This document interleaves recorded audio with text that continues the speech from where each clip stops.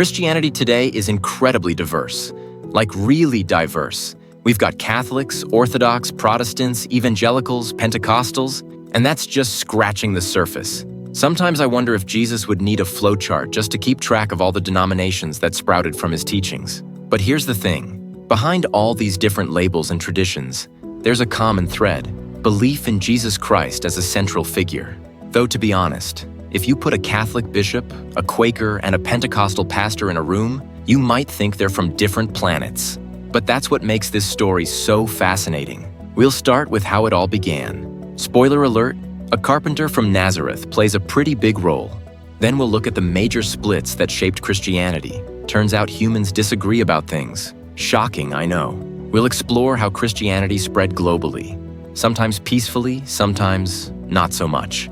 And finally, we'll map out the modern landscape and where things might be headed. By the way, I spent way too many hours researching this, so please hit like and subscribe. My coffee budget depends on it. Oh, and I should mention, I'm trying to be fair to all traditions here. I'm not here to tell you which version of Christianity is right. That's between you and the big guy upstairs.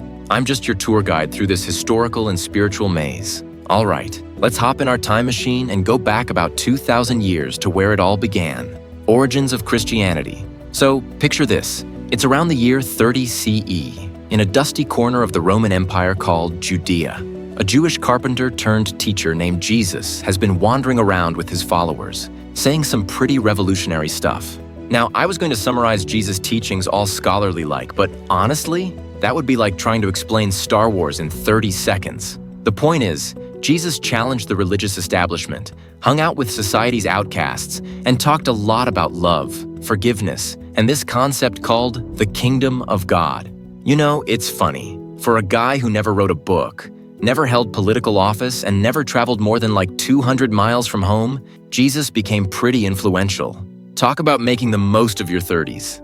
Anyway, things got complicated when Roman authorities, executed him by crucifixion. His followers were devastated until 3 days later when they claimed something extraordinary happened. They said Jesus rose from the dead and appeared to them.